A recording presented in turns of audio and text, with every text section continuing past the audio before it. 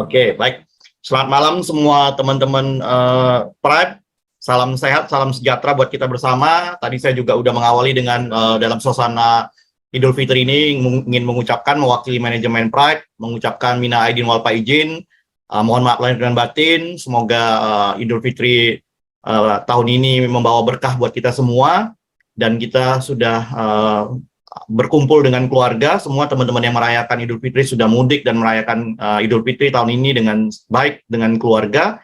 Dan malam ini kita mulai kembali acara Zoom meeting tentang kesehatan yang dimulai biasa di hari Jumat pada pukul 19.30. Malam ini kita akan kembali menghadirkan narasumber kita, seorang praktisi kesehatan, Dr. Ivan William, yang malam ini temanya akan membawakan tentang peranan Itera-Care dalam mengatasi atau menanggulangi dysmenorrhea. Nah, ini tentu sebuah tema yang sangat menarik yang akan menjadi fokus kita pada malam hari ini.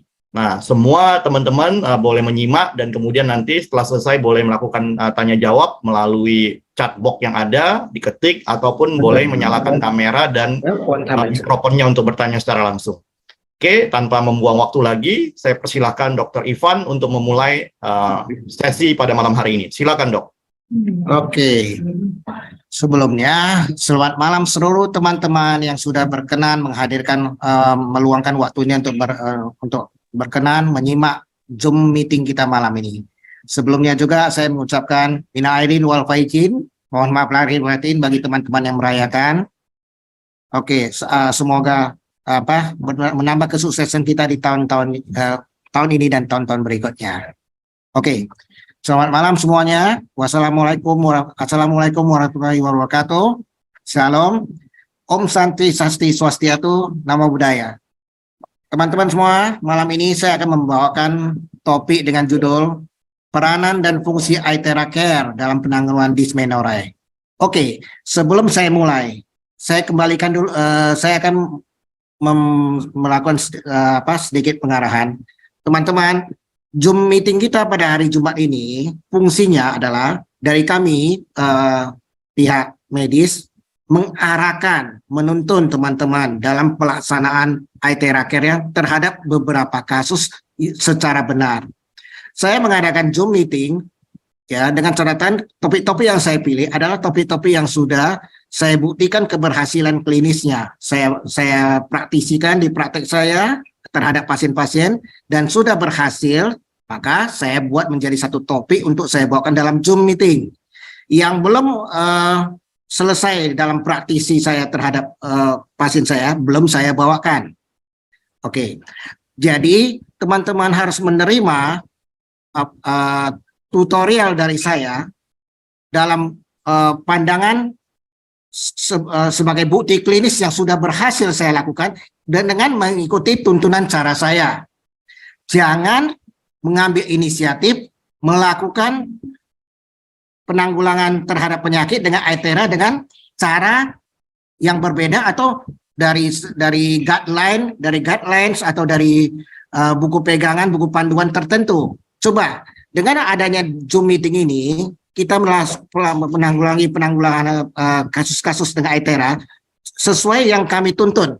Karena yang kami tuntun ini adalah sudah kami trialkan, kami praktekkan dengan cara yang aman dan sudah adanya keberhasilan. Karena baru kami lakukan di Zoom.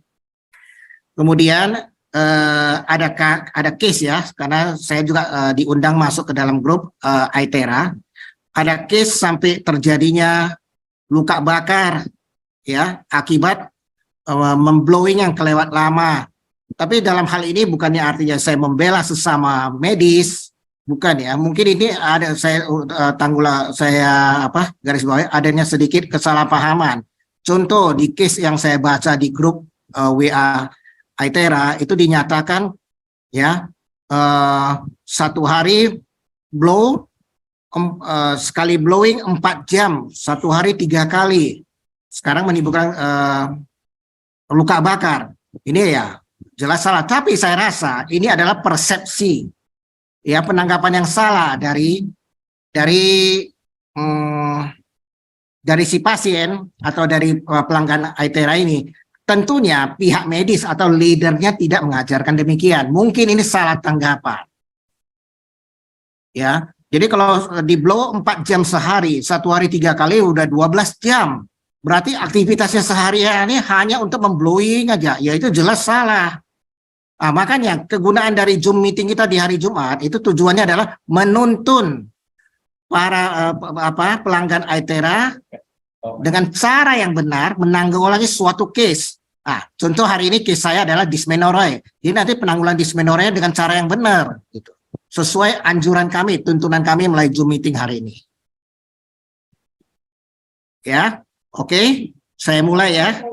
Pak Ardi dan teman-teman, saya mulai ke topik saya, oke?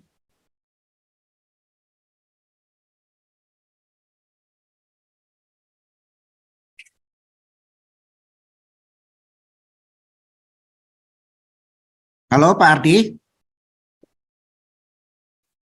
Ya, siap dok. Silakan monggo dok. Nah, suara saya terdengar ya? Cukup jelas. Oke. Nah, topik hari ini peranan dan fungsi ITERA Care dalam penanggulangan dysmenorrhea. Apa itu dysmenorrhea? Ya, dysmenorrhea atau dysmenorrhea kalau di Indonesia kan itu itu artinya menstruasi yang menyakitkan. Maaf dok, mungkin belum di slideshow dok. Jadi tampilannya masih agak belum terlalu nampak. Bisa di slideshow.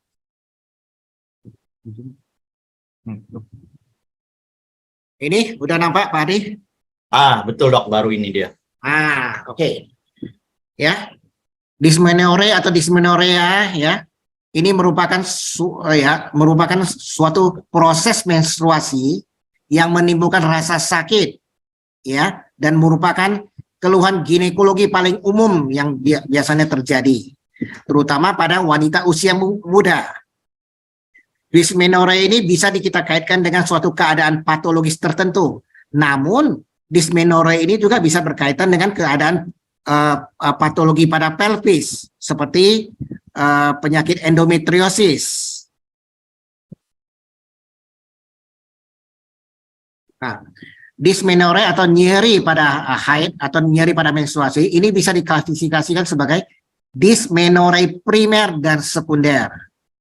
Dysmenorrhea primer adalah nyeri menstruasi yang tidak berhubungan dengan penyakit atau kondisi patologis organik. Dysmenorrhea primer biasanya terjadi pada beberapa tahun pertama setelah menars. Menars itu artinya menstruasi yang pertama kali bagi seorang wanita. Diperkirakan 50% wanita pasca pubertas pernah mengalami dysmenorrhea primer. Sementara itu, dysmenorrhea sekunder adalah nyeri menstruasi yang berhubungan dengan kondisi patologis pada tubuh. Artinya yang berhubungan dengan salah satu gejala penyakit, baik di dalam atau di luar dari uterus, dari rahim dalam hal ini. Utamanya yang sering menimbulkan dysmenorrhea adalah ini kok begini Rah. Halo. Yang terutama menyebabkan dysmenorrhea sekunder adalah penyakit endometriosis. Dysmenorrhea sekunder itu lebih banyak ditemukan pada wanita yang sudah berusia lebih tua. Dalam hal ini rata-rata di atas 25 tahun.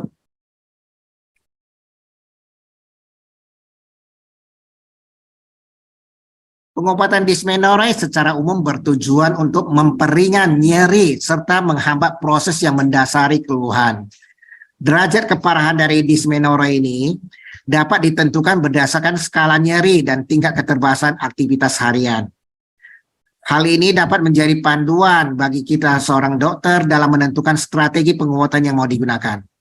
Oke, di samping dengan ITERA Care, obat-obatan yang kadang-kadang dipergunakan sebagai pendamping penanganan masalah adalah obat-obatan analgetik atau obat antiinflamasi non-steroid.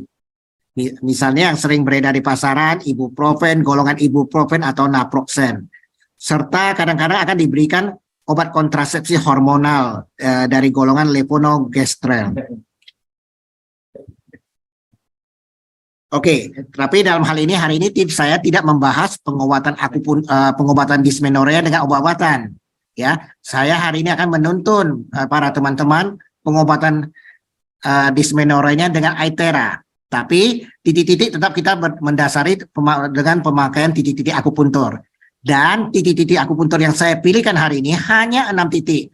Ya, 6 titik ini sudah di trial dan sudah didapatkan hak keberhasilannya dalam praktisi kita sehari-hari. Dan titik-titik yang 6 titik yang saya pilih ini adalah titik-titik yang paling aman, tidak mengganggu organ kelamin, terutama pada organ kelamin kewanitaan dalam hal ini. Oke, apakah titik-titik akupuntur tersebut? Titik-titik akupuntur tersebut adalah titik CP4 atau kita sebut dengan titik Kuan Yin, titik CP3 kita sebut dengan titik Zhongqi, titik CP2 kita sebut dengan titik QQ atau titik ST29 kita sebut dengan titik Huilai. Titik ST29 dalam hal ini ya ada di sini ya. Titik ST29 ya. Kemudian ada titik CP2, CP3, CP4. Oke, makanya kan saya menghimbau di Zoom saya yang lalu, bagi para pelanggan setia atau para leader-leader, boleh deh menyediakan diagram atau peta-peta dari titik-titik akupuntur, atau langsung menyediakan boneka akupunturnya, ya, atau kita sebut dengan maniken. Untuk daerah Jabodetabek saya rasa sangat gampang mendapatkan maniken ini ataupun diagram atau poster-poster titik-titik akupuntur tersebut, karena kita menggunakan Aitera kan bukan hanya untuk sekali waktu, untuk permanen, untuk kesehatan seluruh tubuh. Jadi titik-titik yang dipakai itu harus pas dan tepat dalam pemakaian. Jadi nggak mungkin ya mungkin bagi seorang pakar praktisi kesehatan, dia akan menghafal seluruh titik tersebut. Tapi pada pelanggan Aitera kan bukan semua berlatar belakang medis, itu kan dari berbagai kalangan, oke, yang non medis gitu. Jadi apa salahnya ada tuntunan dari boneka-boneka akupuntur, boneka titik-titik akupuntur, maniken ataupun diagram atau poster-poster titik-titik akupuntur supaya dalam pelaksanaan tidak bersalahan. Oke. Di samping titik CP4, CP3, CP2, ST29 masih ada 2 titik lagi, yaitu titik refleksinya, yaitu titik ST36 ya, dan titik SP6. Titik ST36 mungkin nggak usah saya bahas lagi, ini udah sangat titik yang sangat familiar, titik multifungsi ya, berbagai penyakit bisa disembuhkan dengan titik ST36. Di samping pada saat saya Zoom meeting saya membawakan juga berbagai teman sejawat saya yang mengisi Zoom meeting juga sering membawakan titik ST36 ini. Tentunya para peserta malam ini sudah sangat familiar dengan titik ST36 ya, atau kita sebut dengan titik Chu San Li. Kemudian ada titik SP. Mohon maaf ya, para pemirsa di Zoom ini. Titik SP6 ya, untuk titik akupuntur yang 6. Di sini tertulis titik SP9. Yang benar adalah titik SP6. Titik SP6 di sini. Ya. Mohon maaf ya, saya koreksi, bukan titik SP9, titik SP6 ya, atau nama lainnya titik San In Jiao. Oke. Nah, demikian sekilas lintas mengenai teorinya teman-teman. Karena saya membawakan Zoom meeting yang paling penting adalah diskusi dan praktisinya. Teori sedikit saja, karena ini kita adalah Zoom meeting bukan untuk kedokteran. Ini adalah Zoom meeting untuk kalangan komunitas Aitera kita yang non medis supaya mengerti. Jadi teorinya nggak perlu panjang-panjang. Yang penting tuntunan pelaksanaannya. Ya, demikian ya teman-teman. Dan mohon maaf bila mana dalam pembawaan tadi teori itu ada hal-hal yang kurang berkenan, saya mohon maaf sebesar-besarnya. Nah, sekarang saya kembalikan dulu kepada Pak Ardi sebagai moderator malam ini. Oke, terima kasih dok untuk penjelasannya Dr. Ivan, tema yang sangat menarik dan juga tema ataupun informasi yang disampaikan ini sesuatu yang sangat baru. Selama ini kita pakai alat Aitera kita belum pernah ketemu case ataupun permasalahan yang seperti disampaikan oleh Dr. Ivan. Juga tentunya titik-titik yang disampaikan itu juga sesuatu yang menurut saya sangat baru. Ternyata titik yang berkaitan dengan penyakit yang disampaikan oleh Dr. Ivan itu berpengaruh sekali. Nah, jadi pasti sangat menarik. Nah, oleh karena itu untuk membahasnya lebih lanjut, saya persilakan teman-teman di sini untuk bertanya secara langsung kepada Dr. Ivan, baik melalui chat box ataupun melalui kamera ataupun mic yang ada. Silakan teman-teman ingin bertanya secara langsung kepada Dr. Ivan. Dipersilakan. Oke, silakan teman-teman yang ingin bertanya langsung ke Dr. Ivan mengenai tema pada malam hari ini.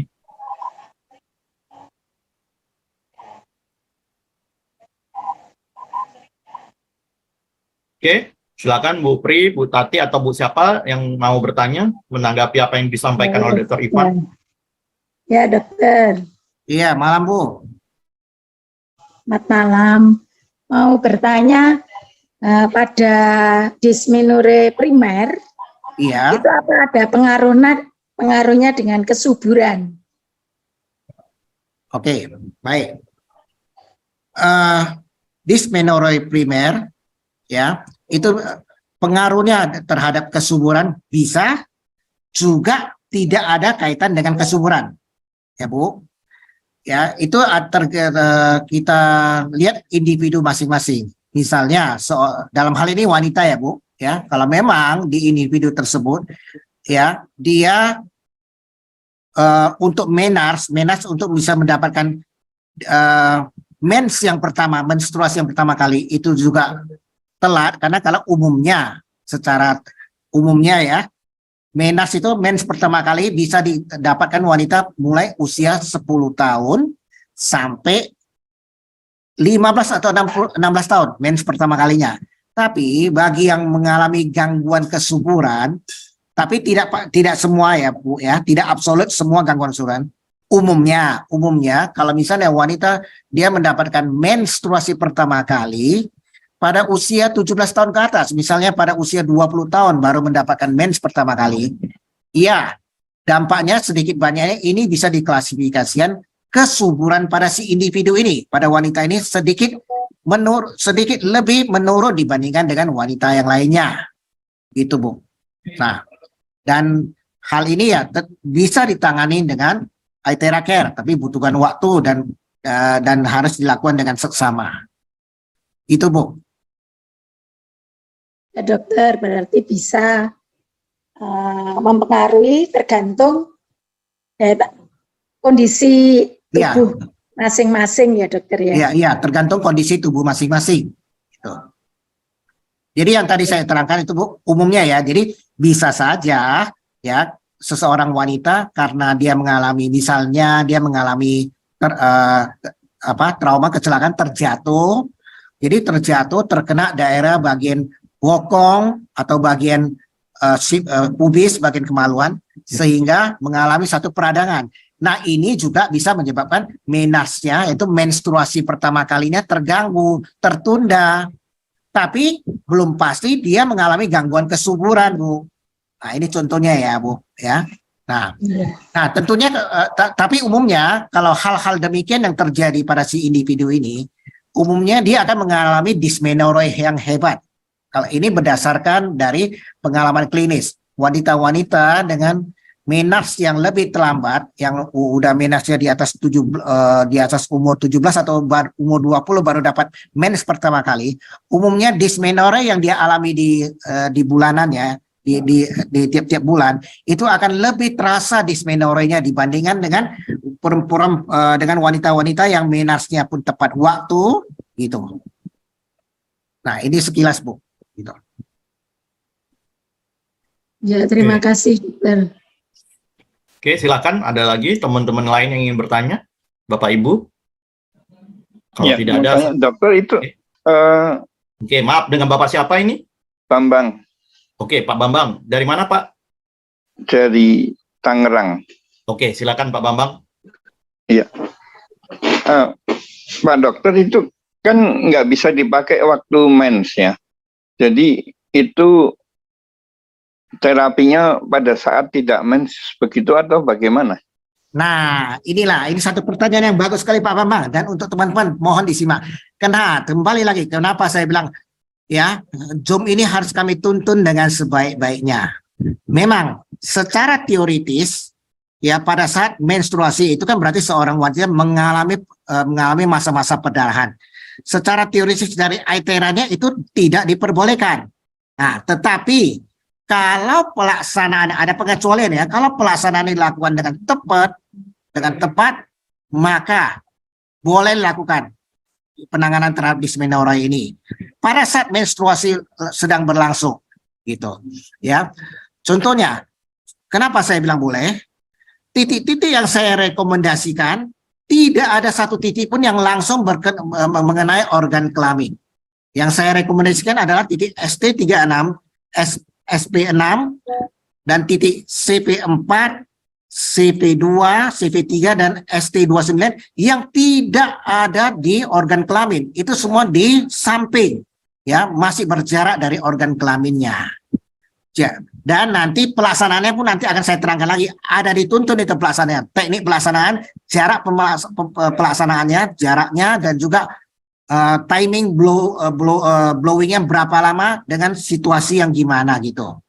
Nah, sedikit notabene saya garis bawahi, bila di hari pertama dan di hari kedua, ya, itu umumnya hari pertama sampai hari ketiga biasanya pasien-pasien saya akan tuntun utamakan di titik ST36 dan SP6-nya dulu.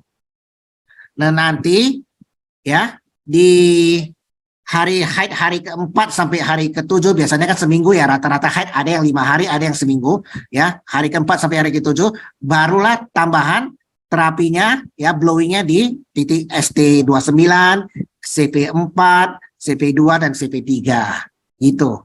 Dan itu pun nanti timingnya akan diatur untuk yang ini berapa menit, cukup dengan posisi gimana gitu. Ya, nanti akan saya akan ada pertanyaan masuk, akan saya bahas lebih lanjut. Sekarang saya menjawab dari Pak Bambang dulu. Boleh. Jadi secara teori tidak boleh dari ITERA, tapi dalam pelaksanaan kalau terarah dan dituntun dengan baik, boleh dilakukan penanganan dysmenorrhea pada saat menstruasi. Dan boleh juga pasca menstruasi, misalnya ya di hari ke-8 sampai hari ke-15 ya, pasca menstruasi kita masih boleh melakukan blowing untuk mengantisipasi dysmenorrhea yang bakal terjadi di bulan depan. Kemudian juga ya 1 minggu sebelum menstruasi, misalnya contoh menstruasi di tanggal 1, maka di tanggal 25 sebelum atau tanggal 24 sebelum tanggal 21 bulan tersebut ya, bulan akan terjadi menstruasi, boleh dilakukan penanganan pra-menstruasi. Jadi boleh dilakukan blowing. Nah, kalau yang sebelum hari H menstruasi, blowingnya boleh di CP4, CP3, CP2, dan ST29. Dengan yang teratur. Yang teratur itu nanti gimana akan saya terangkan.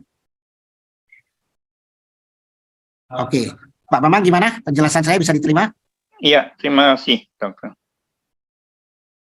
Oke, silakan. Ada lagi pertanyaan dari teman-teman yang lain? Kalau nggak ada, saya ingin bertanya, Dok, kalau kaitannya dengan menstruasi yang tidak teratur, gimana, Dok?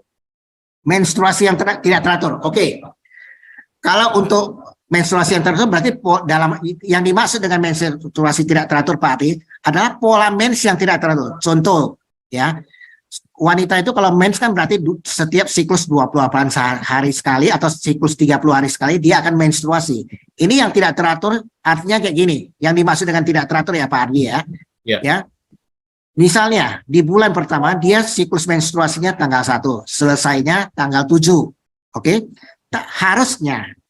Seharusnya di tanggal 28 bulan tersebut atau di tanggal 29 30 bulan tersebut atau di tanggal 1 bulan berikutnya dia akan menstruasi kembali dong. Itu namanya menstruasi yang teratur. Ini tidak. Sebelum bulan 1 bulan berikutnya di tanggal 20 dia sudah menstruasi. Udah itu oke. Hari menstruasinya yang biasanya dia 5 sampai 7 hari ini hanya 2 hari. 2 hari dengan kondisi dysmenorrhea yang hebat sekali. Atau di tanggal 20 dia udah menstruasi. Tapi menstruasinya dari tanggal 20 sampai tanggal 1 bulan berikutnya juga belum berhenti. Ya, dengan kondisi ya dysmenorrhea yang hebat dan konsistensi volume menstruasi yang kelewat banyak. Ada yang menstruasi tidak teratur, volumenya terlalu sedikit, menstruasi dia, tapi hanya sedikit, berupa tetesan-tetesan darah. Ada yang menstruasi, tapi menstruasinya di samping perdarahan yang banyak, juga disertai dengan gumpalan-gumpalan sel darah, sel-sel yang luar biasa banyaknya. Ini kita klasifikasikan ke dalam dysmenorrhea yang tidak teratur. Gitu. Ya, nah ini ya, jadi yang dimaksud dengan menstruasi tidak teratur, ya, di samping nyeri hebat yang terjadi, siklusnya tidak tepat, volume perdarahan yang tidak teratur, yang harusnya sekian-sekian, dia terlalu sedikit atau kelewat banyak. Itu artinya Pak Ardi, yang dimaksud dengan menstruasi yang tidak teratur. Oke, menstruasi yang tidak teratur, boleh gak ditangani Aitera? Boleh sekali, malah memang dianjurkan menstruasi yang tidak teratur harus ditangani dengan Aitera, tapi dengan pola teratur dilakukan, ya, dan ada terperinci berapa durasinya per hari berapa kali dan kapan-kapan saja. Umumnya menstruasi yang tidak teratur, kita menuntun si pasiennya, si penderita, lakukanlah ya blowing 1 minggu, kira-kira 1 minggu sebelum terjadinya menstruasi, dan ya 1 minggu setelah pasca menstruasi.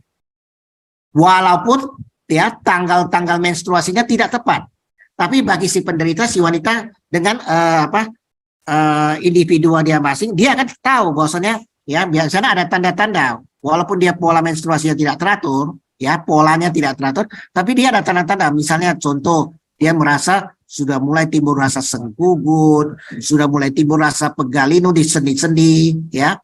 Kemudian bisa saja, tapi ini nggak absolut ya, bisa saja kok timbul karena proses hormonal, timbul bintik-bintik jerawat misalnya. Nah, biasanya kalau sudah ada tanda-tanda gitu, kita sudah mulai menyarankan kepada si penderita, boleh sudah mulai start melakukan blowing, ya, dan karena sebelum perdarahan, maka titik CP4, CP3, CP2, ST29 silakan di blow, ya, di blow dengan jarak tetap, ya, berjarak 30 cm, ya. Boleh dilakukan manipulasi berlawanan arah jarum jam, tapi tiap titik tidak boleh melebihi 5 menit. Sedangkan untuk titik SP6 dan ST3 bebas, aman. Boleh dilakukan 10 menit atau 15 menit. Dan disarankan total blowing jangan melebihi 1 jam. Dengan jarak tiap-tiap titik tetap 30 cm minimal. Biar amannya.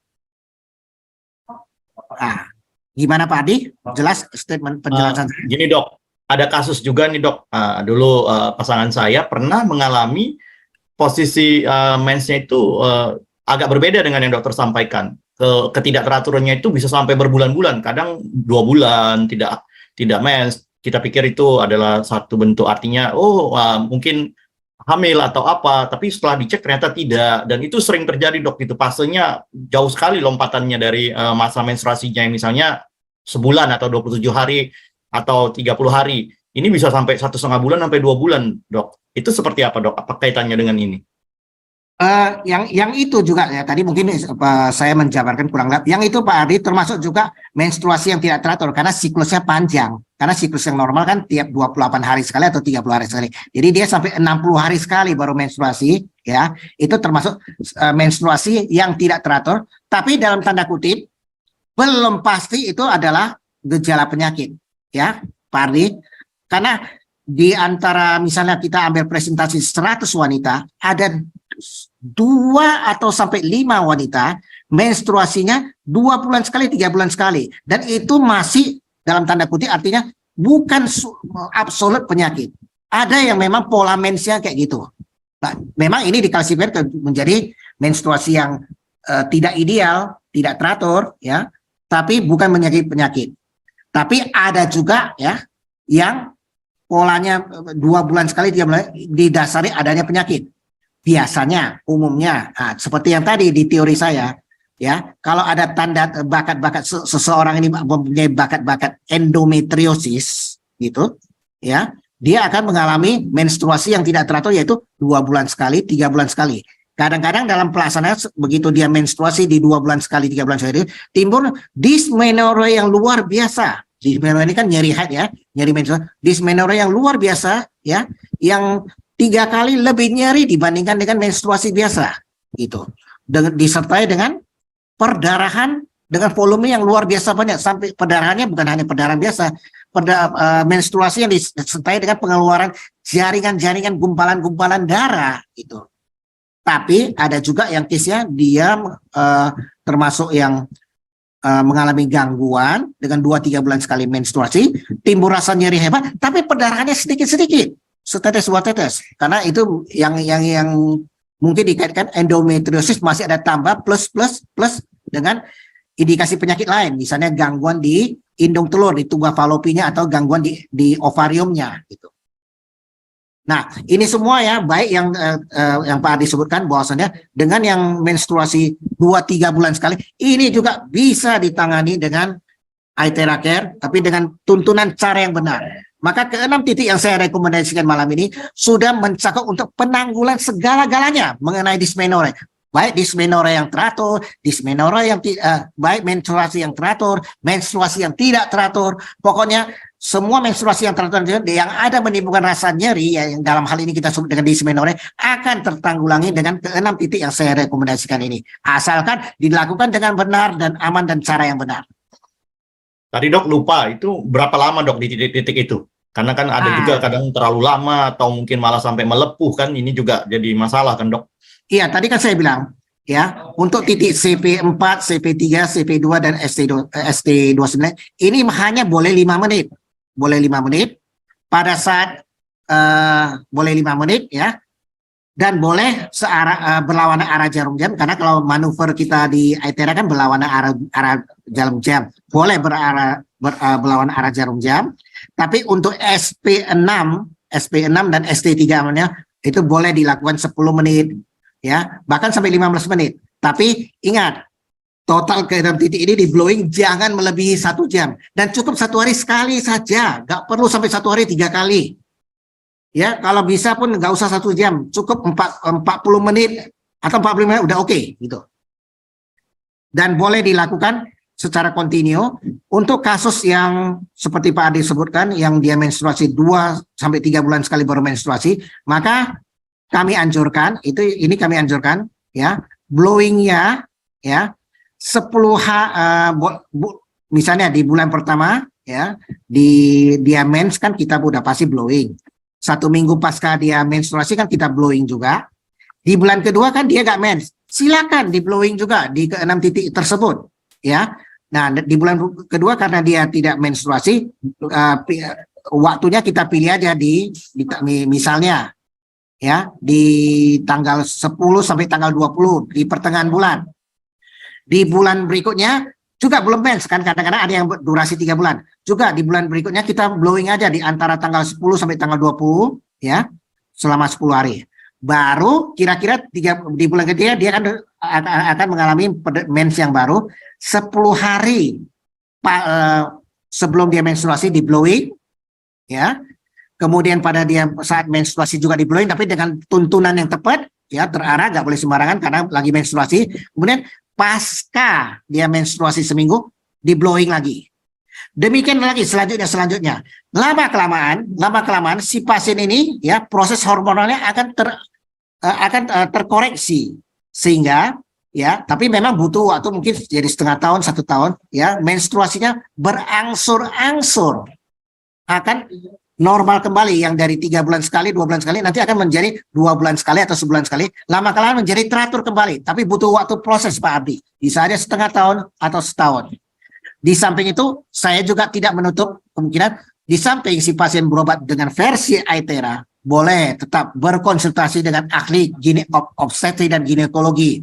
Mungkin dari obstetri ginekologi akan memberikan terapi hormonal, silakan sah-sah aja. Kalau tujuannya memang untuk menyembuhkan si pasien, si individu, silakan sah-sah aja. Atau ya, di samping kita pengobatan dengan Aithera, pasien melakukan pengobatan dengan versi TCM, silakan. Yang penting tujuannya adalah untuk menyembuhkan. Cuma kalau dengan Aithera, caranya adalah yang saya utarakan tersebut, cuma membutuhkan waktu dan konsistensi yang tepat. Gimana Pak Andi? Itu artinya memang masih bisa disembuhkan dan memang faktor hormonal itu sangat menentukan dok. Artinya karena beberapa waktu kita konsultasi ke dokter ginekologi itu memang mengatakan itu faktor hormonal yang Iya, mendasari yang bisa, terjadi tapi seperti itu. butuh Dok. waktu ya, nggak mungkin instan. Sedangkan di luar dari pengobatan versi Aithera aja dengan versi kedokteran konvensional, kasus yang beginian nggak mungkin juga instan dalam 1 bulan. Oke, itu juga kadang-kadang pengobatannya sampai 6 bulan, bahkan sampai setahun. Jadi kalau dengan Aithera, ya Aithera kan terus terang aja, pengobatan Aithera tidak bisa instan. Pengobatan Aithera adalah pengobatan yang slow tapi terarah dan sedikit bisa menjanjikan, tapi butuh waktu. Tadi. Jadi kalau misalnya untuk kasus begini, contohnya misalnya, katakanlah pasien tidak berobat tidak berobat TCM, tidak berobat ke dokter obstetrik dan ginekologi, hanya dengan Aithera, lambat tapi pasti akan memberikan hasil yang positif. Ya, dan ini karena sudah kami trial di dalam praktek kami, praktisi kami berhasil, maka baru saya bawakan dalam Zoom untuk malam ini Pak Ardi. Ya, kalau nggak berhasil nggak saya bawakan. Berarti artinya memang sudah ada kasus yang pernah terjadi dan ditangani dengan Aithera oleh Dr. Ivan ya. Ini Iya. kasus real ya dok ya. Nah, di kasus real baru saya telah. Cuma karena ini kan adalah untuk kasus-kasus kayak gini kan ini adalah kasus-kasus yang artinya privacy, konfidensial. Nggak mungkin pasiennya saya hadirkan dalam Zoom tersebut ya. Mungkin pasien juga keberatan gitu. Cuma case-nya karena sudah trial berhasil, maka saya utarakan dalam Zoom. Mudah-mudahan teman-teman berkenan mengikuti tuntunan saya. Gitu. Artinya ini sudah ada testimoninya dan memang benar adanya, bukan sekedar teori ya dok ya yang terjadi. Kalau testimoni ini dari si pasiennya, ini bukti klinis yang kami terapkan, bukti klinis. Ya, karena kan saya nggak menghadirkan pasiennya, berarti kan bukan testimoni, tapi saya memaparkan ini bukti klinis. Oke, sangat menarik ini. Tentunya informasi yang dihasilkan dari penjelasan Dr. Ivan ini sangat menarik ini, sehingga dapat wawasan baru nih. Oke, saya cukup pertanyaan saya. Mungkin ke teman-teman lain yang ingin bertanya seputar tentang tema malam ini. Silakan. Masih ada yang ingin bertanya buat Bapak Ibu yang hadir di sini? Silakan, silakan. Oh ya, silakan Bu Pri, masih ada yang ingin ditanyakan. Saya ingin menanyakan dokter, Ya, pada kasus endometriosis yang tadi ada depan tadi, dengan pengobatan, ya. apa diperbolehkan untuk pakai Aithera yang bermaksud untuk kesembuhan atau supaya subur. Kalau misalkan diberi pengobatan atau didampingi dengan Aithera apa diperkenankan. Yang kedua, pada endometriosis yang post-op untuk penyembuhan, misalnya histerektomi, apa post-opnya itu boleh pakai Aithera ya dokter ya? Oke, baik Bu, bagus. Pertanyaan yang bagus ya Bu, saya jelaskan ya. Kalau dari sudut pandang Aithera, ya, Aithera sangat welcome, boleh-boleh saja, ya. Di samping pengobatan konvensional kedokteran, ya, dikombinasikan, dikombin dengan Aithera, itu akan membuahkan hasil yang lebih bagus. Oke, walaupun misalnya Bu, contoh ya, dari segi kedokteran konvensional ya, menyarankan, oh tidak boleh, kami hanya mengizinkan pengobatan ya dengan versi kedokteran saja. Oke, tapi kalau tadi Ibu bertanya saya, boleh nggak seorang penderita endometriosis yang sedang berobat dikombinkan dengan Aithera? Boleh Bu, ya. Apalagi dia sudah berobat ke versi kedokterannya. Tentunya masa-masa inflamasi akibat endometriosis atau masa-masa kritis akibat endometriosis sudah ditanggulangi di kedokterannya. Maka setelah itu Aithera-nya menjadi suportifnya, menjadi combine-nya supaya mempercepat penyembuhan, menyempurnakan penyembuhannya. Jadi boleh Bu, ya, dari kami Aithera menyatakan boleh, ya, dengan catatan endometriosisnya, ya, sudah melewati masa-masa yang artinya kritis atau tahap-tahap yang lebih kritis, lebih berat sudah dilalui, ia berobat sambil eye therapy, boleh nggak? Boleh. Sedangkan Bu, jangankan kayak gitu ya. Pada saat endometriosisnya ya lagi dalam tahap-tahap berat, tahap-tahap kritis ya, si pasien sudah artinya putus asa berobat ke dokter ya, si pasien mencari pengobatan alternatif, pengobatan komplementer. Ya, kita eye therapy ini kan termasuk pengobatan alternatif, pengobatan komplementer. Kita boleh lakukan itu. Asal dengan cara yang benar kita lakukannya. Cara yang benar gimana, Bu? Yaitu tadi ya.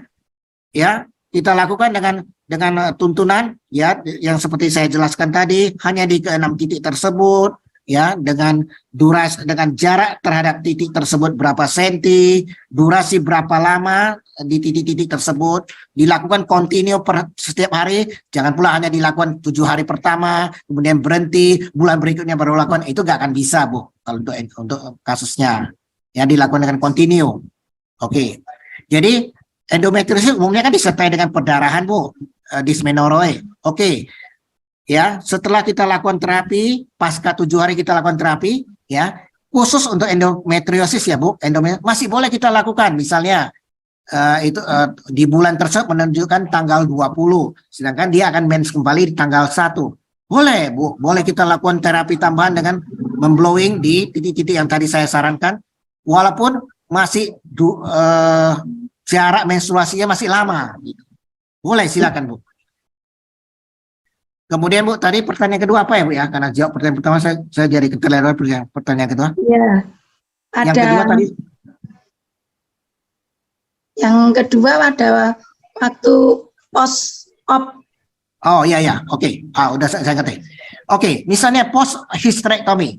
Pada saat hysterectomy seminggu pertama ya itu memang kita tidak menganjurkan blowing dengan eye therapy. Tapi pasca hysterectomy 30 hari pasca hysterectomy, boleh nggak dilakukan blowing agar tidak terjadi nyeri-nyeri di sekitar kemaluan?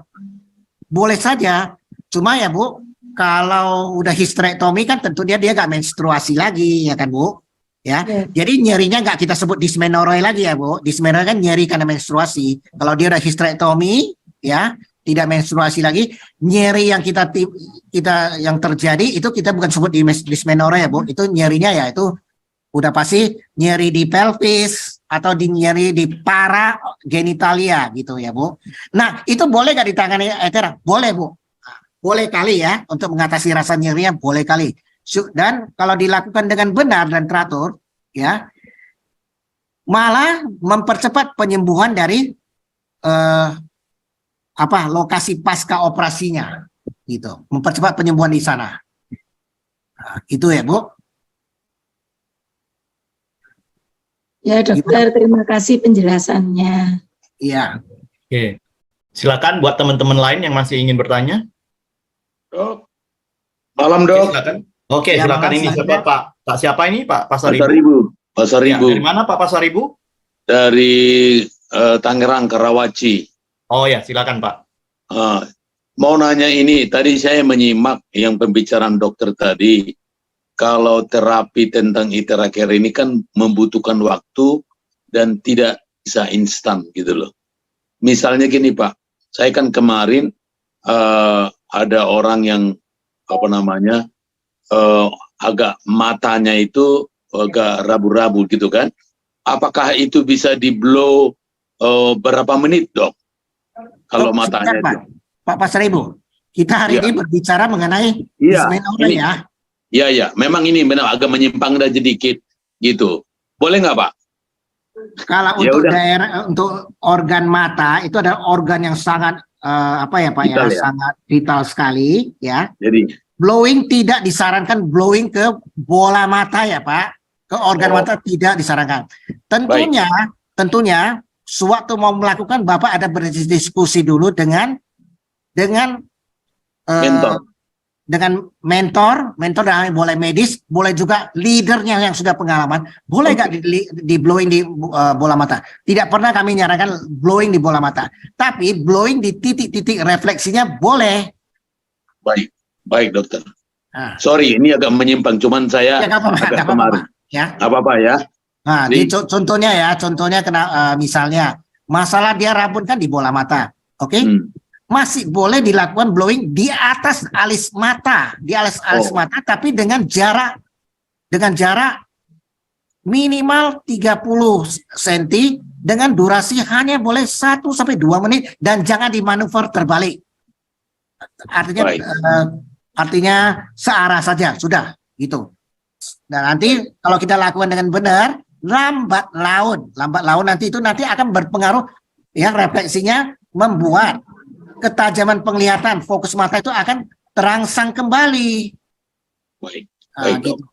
Ya. Oke, makasih dok ya. Memang agak keluar dari jalur nih sedikit, tapi nggak Nggak apa-apa. apa-apa. Selagi masih bisa saya handle. Cuma ya mungkin saya harus minta maaf, mana tahu ada sejawat yang bertanggung jawab ya terhadap masalah-masalah bola mata. Saya minta maaf ya, mungkin malam ini saya melangkahi kapasitas mereka menjawab gitu. Tapi nggak apa-apa, silakan. Karena ini kan ada Zoom meeting, Zoom kita melakukan sharing agar tidak terjadi kesalahan dalam proses pelaksanaan sehari-hari.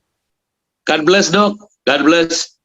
Iya, sama-sama Pak. Terima kasih. God bless you kembali. Terima kasih Pak Pasaribu. Kita kembali ke Iya. topik malam ini lagi. Ada teman-teman lagi yang ingin bertanya seputar topik malam ini?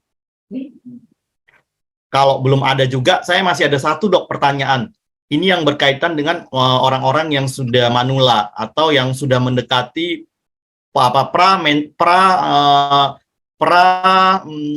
orang yang akan mengalami kondisi di mana menopause dok. Nah, biasanya orang-orang yang mengalami pramenopause itu mengalami nyeri pada saat menstruasi dok, dan itu ada pengalaman dari keluarga saya yang seperti itu. Nah, ini gimana dok kaitannya?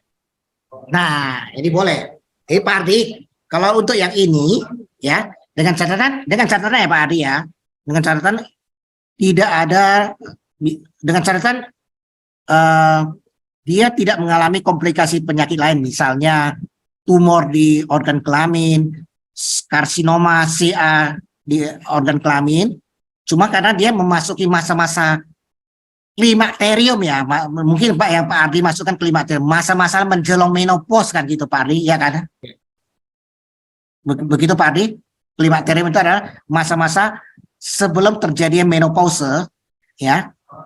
Biasanya itu juga akan terjadi nyeri, dysmenorrhea pada saat dia mens, karena kalau klimakterium kan masih bisa mendapatkan mens, tapi juga pasti akan timbul dysmenorrhea yang luar biasa hebat.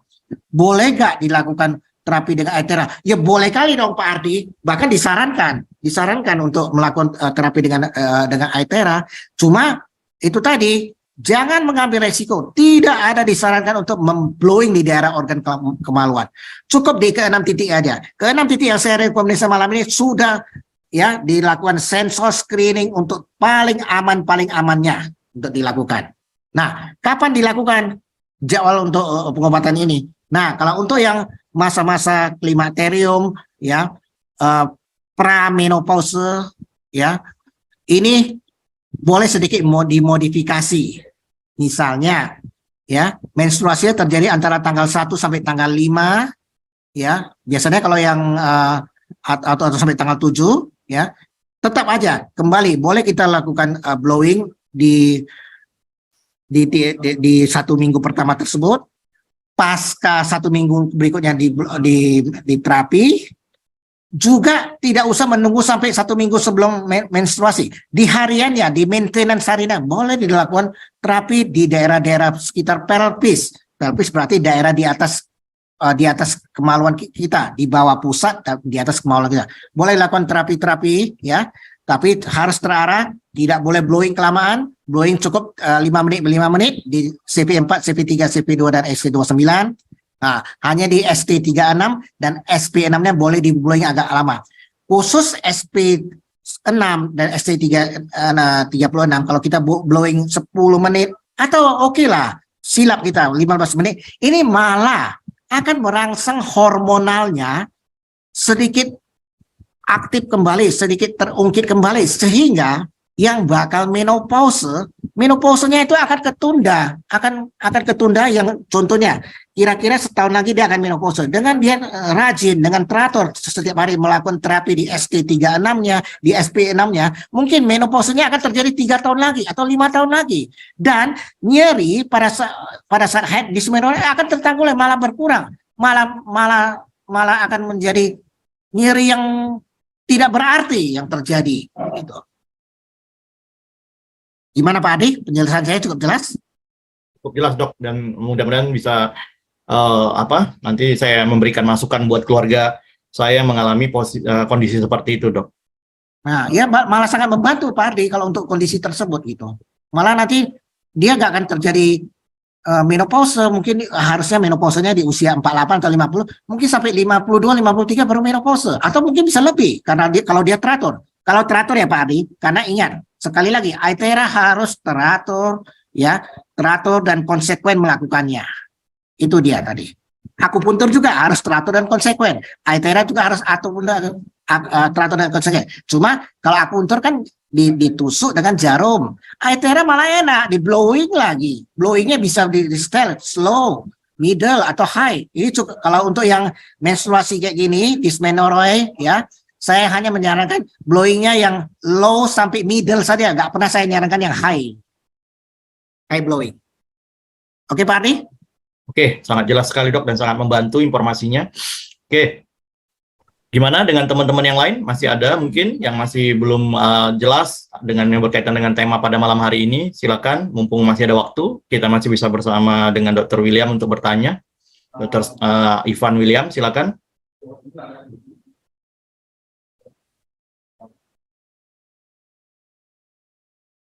Gimana? Masih ada yang ingin bertanya, teman-teman?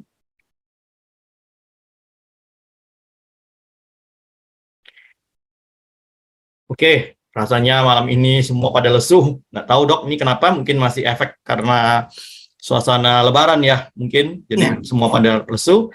Mungkin cukup untuk penjelasan malam hari ini. Mungkin ada closing statement dari Dr. Ivan. Ya, jadi para teman-teman yang ikut di Zoom meeting hari ini, demikianlah ya. Kalau sebenarnya Aithera itu aman dari segi pelaksanaan, dari segi penggunaannya. Hanya saja jangan kita out of rule, jangan kita menyalahi penggunaan dan pelaksanaannya. Jangan terbawa daripada emosi dan kemauan atau nafsu. Oh, saya ingin menyembuhkan penyakit ini. Kalau saya lakukan dengan frekuensi dan durasi yang melebihi kan lebih bagus. Tidak kayak gitu, ya. Artinya, ya misalnya dysmenorrhea ini, kalau untuk mau cepat penanggulangan dysmenorrhea, ya udah saya lakukan aja 1 hari 3 kali. Ya, dengan durasi sekali blowing 2 jam, ini adalah jelas-jelas salah. Ya, Aithera ya menyarankan kita untuk melakukannya dengan benar. Ingat, Aithera bisa menanggulangi, bahkan ya bisa menyembuhkan, menanggulangi berbagai multi penyakit. Tetapi diingat kembali dasarnya, semua butuh proses. Aithera butuh proses, semua butuh proses. Kita perlu proses konsisten kita, konsekuensi kita, frekuensi yang benar, dan keteraturan. Itu yang paling dasar, itu adalah modal dasar untuk penggunaan Aitheranya. Nah, baru nanti modal yang kedua adalah tuntunan dari para tutorial, misalnya dari kami, melakukannya di titik-titik yang benar, cara yang benar. Jangan kita bertindak gegabah gitu. Itulah tujuannya PT Prive Indonesia melakukan Zoom meeting di hari Jumat gitu, yang para tutornya dari kalangan medis agar menuntun yang benar gitu. Nah, kalau Zoom meeting mungkin di hari Rabu, Pak Adi itu bagian marketing ya Pak Adi ya? Iya, marketing plan bisnisnya dok. Nah, oke. Jadi yang di hari Jumat itu tujuan PT Prive itu adalah memberikan arahan kepada para komunitas Aithera melakukan dan benar, sehingga ya komplikasi-komplikasi, kesalahan-kesalahan dalam pelaksanaan itu bisa tertanggulangi, pelan tapi pasti tertanggulangi gitu. Ya, kenapa di Zoom meeting hari Jumat tidak dipakai aja para pakar yang non medis? Kenapa harus yang medis? Supaya semua benar, jangan bersalahan. Itu kuncinya para teman-teman di sini. Mungkin para teman-teman mungkin ada yang ya juga bosan atas ocehan saya, tapi sebosan-bosannya tetap saya ulangi, saya berkali-kali setiap Zoom meeting saya tanya, jangan kunci dasar dari penggunaan Aithera, jangan salah dalam proses pelaksanaan, harus benar. Kalau sudah benar, semuanya pelan, walaupun nggak bisa instan, pelan tapi pasti akan mendapatkan hasil dampak yang positif. Oke. Nah, Ya. Please dong. Ya, terima kasih dok untuk closing statement-nya. Artinya kita sudah mendapatkan banyak informasi dan pengarahan dari Dr. Ivan untuk masalah penggunaan Aithera Care yang berkaitan dengan masalah nyeri pada saat menstruasi. Oke, Oke, sangat menarik. Mudah-mudahan membawa pencerahan buat kita semua. Kita mendapatkan banyak informasi untuk malam hari ini. Terima kasih sekali lagi untuk Dr. Ivan untuk penjelasan pada malam hari ini. Mungkin kita akhiri Zoom meeting kita pada malam hari ini. Dalam situasi masih Lebaran, mudah-mudahan nanti minggu depan kita akan ketemu lagi dengan tema-tema yang lebih menarik, yang banyak membahas seputar berkaitan dengan penyakit dengan pemanfaatan ITERA Care. Oke, saya akhiri Zoom meeting kita pada malam hari ini dengan ucapan terima kasih, salam sehat, salam sejahtera buat kita semua. Selamat malam. Sekali lagi terima kasih Dr. Ivan. Sampai ketemu lagi di pertemuan Zoom meeting kita berikutnya. Ya, terima kasih semuanya. Terima kasih Pak Adi, Pak Prai, terima kasih semuanya. Saya mohon pamit ya. Selamat malam. Ya. Terima Mohon kasih maaf ya, dokter. Pak Adi. Sama-sama Pak. Sama.